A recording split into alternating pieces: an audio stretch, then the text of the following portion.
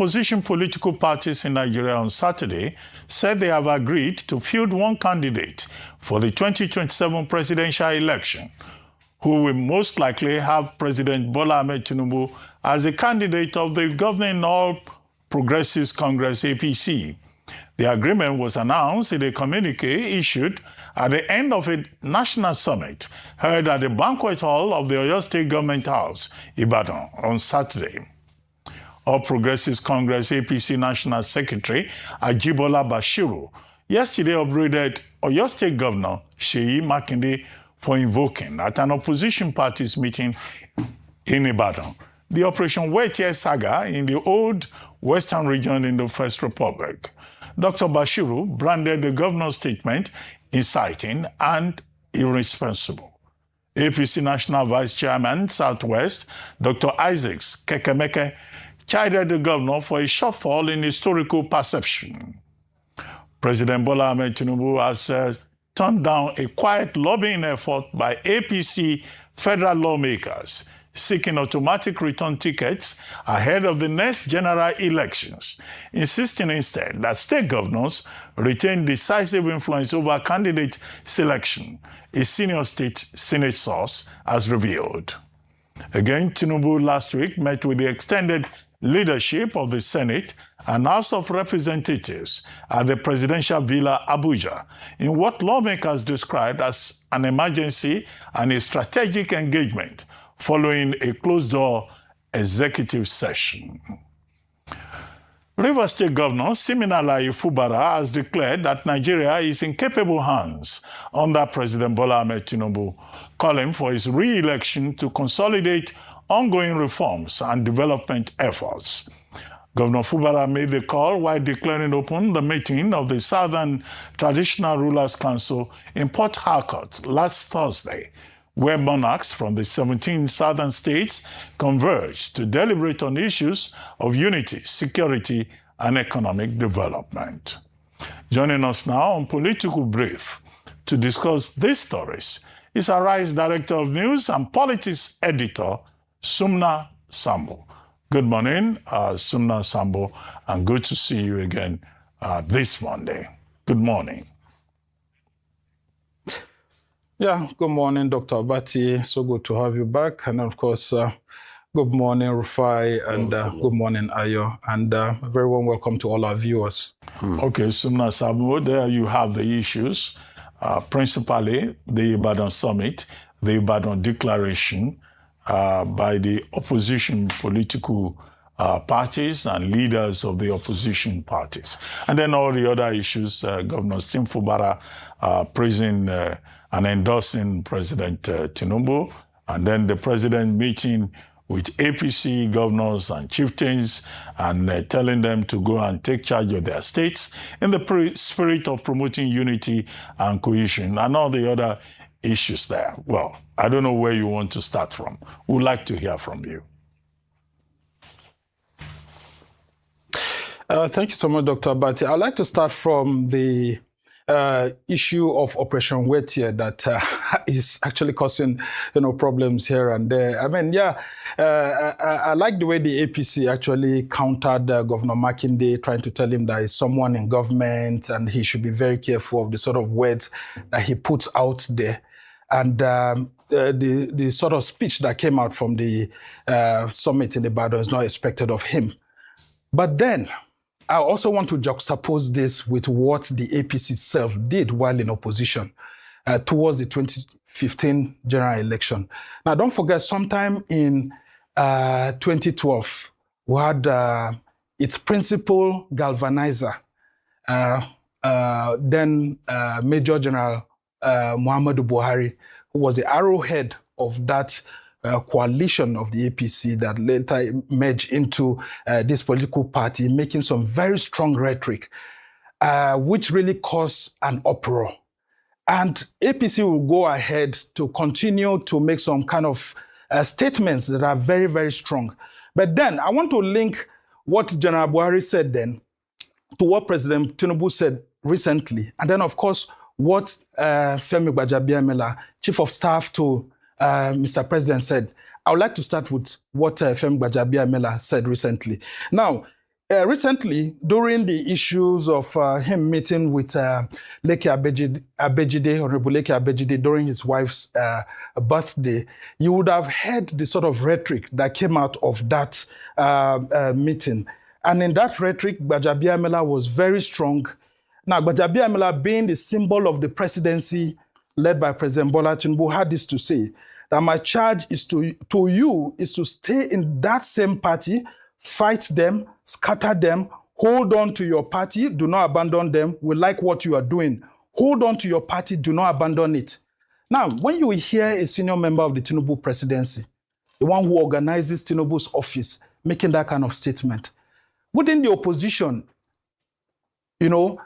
reply that kind of rhetoric? Because a senior government official should not be using that kind of word, saying that we like what you're doing, scatter them, and all of that. So my thinking is that Governor Makinde and these opposition leaders would have gone ahead to sit down, calculate, and then think that that is the thinking of the Tinubu administration towards the next election. They are willing to scatter the opposition, to do anything to cause problem. And so they had to look for ways to actually reply them. But then you go back to what Major General Buhari has said in 2012, while he was still the leader of the CPC. And this is what he has said. Very, very strong and harsh rhetoric, which politicians should not be saying, but which they keep saying to cause trouble within the country.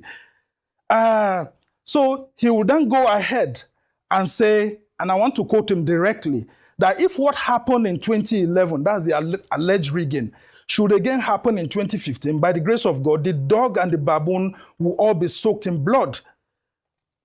He did not elaborate further, but then he would go ahead and even say, look, there are three forms of Boko Haram in Nigeria. The Boko Haram that was founded by Mohammed Yusuf, the Boko Haram that's been taken advantage of by criminal elements, terrorists, and all of that, and that the biggest of all Boko Haram is the federal government of Nigeria. Now, that caused a whole lot of uproar, and I know you were in government then, Dr. Abati, and how a whole lot of Nigerians were very angry with those kind of words coming from someone who was not just the face of the opposition, but someone who was a former military head of state of Nigeria. So, and now juxtapose it with what President Tinubu said just last week. What did he say? President Tinubu himself, in addressing some other issues, says on the issues of the economy, said the late Muhammadu Buhari is me. He was a partner. If I took over from him, is that not from myself? So if something is wrong, fine, live with it, correct it, move on. The life voyage is not going to be easy, and so many of you are traveling with me and all of that.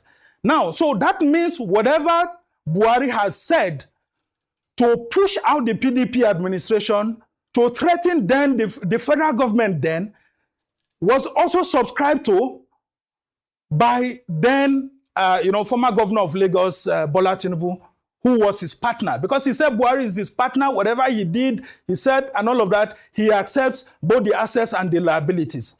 Now, if you juxtapose all of this, you will see that we're entering into a dangerous trend that political actors need to watch the sort of rhetoric that they put out, whether those in government or those out of government. Because the APC now doesn't have the moral right to criticize Governor Makinde when the chief of staff to the president, a former speaker of the Federal House of Representatives, could actually mention those kind of words and ask a 7 honorable member to go and destroy the opposition using anything, and that they are happy at the presidency with those kind of things. Now, let's get back to Operation Wet here. What really happened? That was between 1962 and 1965. That problem emanated from the action group, which was led by its leader then, Chief Obafemi Awolowo. Now, Chief Obafemi Awolowo was the leader of the action group, but he left in 1959 to join the federal government, and in the course of that, the party leadership was divided. Now, Akintola was the premier of the Western region who took over. So there was a divided loyalty in the action group, which was the governing party in the Southwest, or the Western region as it was then called. And so some of the action group members decided to side with Awolowo, that those in the action group should not align with the center. But then those who were with Akintola agreed that they were going to align with the Northern People's Congress, the governing party then. And then, of course, you will see that this would then lead to alliances in 1964 towards the 1965 election. And in those alliances, there were two alliances that were formed. The United Progressive Grand Alliance, which was led by the Action Group, the National Council of Nigerians and Cameroons, led by Nnamdi Azikiwe. And then you have other smaller political parties that followed. What are the other smaller political parties? The other ones are like Borno Youth Movement was one of it. The Northern Elements Progressive Union, NEPU, led by Aminu Kanu, was one of it. And then the United Middle Belt Congress was one of it. And then there was also another alliance that was formed by the MPC, which was the Nigerian National Alliance. That Nigerian National Alliance had other political parties like the Niger Delta Congress, which is now metamorphosing into the Nigeria Democratic Congress, as you will see it. And we also had the NNDP, the Nigerian National Development Party, a Democratic Party led by Akintola himself, which is a splinter group of the Action Group. And then we now had Dynamic Party, which was led by Professor Chike Obi, that famous, mathematician, which was a culmination of the intellectuals at the University of Ibadan then. And then the leader of that alliance was the late Sir Ahmadu Bello, while the leader of the opposition, OPGA, alliance was, of course, Chief Obafemi Awolowo. Now, because of the outcome of the 1965 election, it was rigged, blatantly rigged, and because of that, there was uproar everywhere, and politicians were being set ablaze, with tires being hung on people's neck, houses being burnt belonging to politicians of opposing side, and then the House of Assembly then, the Western House of Assembly, being set ablaze and all of that. Is this where these politicians want to take us to? And that's why I'm calling on elder statesmen in Nigeria, former presidents, to actually take interest in the rhetoric that's coming out. Yes, it's allowed for you to go and form, coalition or alliances like they have done. But nonetheless, the security agencies must watch those in government and out of government to be careful in the kind of rhetoric that they push out in trying to win votes. Because if not, we may not have a country at the end of the day because of this band of politicians. Let's pay interest, a keen interest in it as journalists too, not to promote the sort of rhetoric that these people are trying to promote, because it could burn down the country, whether in government or out of government. Now, as to what they decided to do at that Ibadan, summit, it's a democratic setting, and people are allowed to meet. And I see the way the APC National Secretary is saying that there should be discountenance and all of that. Isn't it the APC too that was always saying that the opposition are not organized? They even pushed out a statement where they said that they cannot help the opposition to manage its affairs or to organize. So if the opposition leaders have agreed to come together and they're organizing themselves, what is the essence of, trying to make it look like they are stoking fire in that party? So I would just ask the political actors in the country to allow democracy to prevail, because if not, at the end of the day, the democracy may collapse like it happened in 1965, which was the precursor to 1966. And so we must be on the guard to watch and not allow political elements like this to destabilize the country. As for the other stories that we've had, the support President Tinubu is getting from Governor Fubara, I mean, what else would you have expected for someone who has not been able to even define his own political path? He's trying to galvanize, politics towards President Tinubu, because right now nobody knows or can even count Governor Fubara as one of those politicians, that his voice really counts in the polity, because he's really lost out. I hear he's been trying to fight for an automatic ticket and is banking on the president to be able to suppress the Wike, phenomenon in Rivers State. And that's why he's gone ahead to gather all the traditional rulers in the southern part of the country to see how, they can be able to push support for President Tinubu. Very fantastic. I commend him for doing that. But I can tell him that it's one of the biggest political letdown for his supporters in Rivers State, because there's no political direction. The same movement and all of that, everybody is just there confused. And this is the sort of politics that we're seeing, including the governing APC, that people are fighting for automatic ticket instead of going to go and face their party members through direct primaries to get ticket, because everybody is counting on the president. And because of that, President Tinubu has a whole lot of IOUs that he holds to politicians. But he himself is beginning to discover that he cannot do it alone, because the forces of the governors will pull him down. And so, in summary, the federal lawmakers that are counting on President Tinubu to get the automatic tickets have now come to the reality that until they serve the Nigerian people, whatever they've done in the past 3 years has been in vain. Because the thinking was that every bill that President Tinubu brings to the National Assembly, they will push it in his favor because he was going to grant them automatic ticket.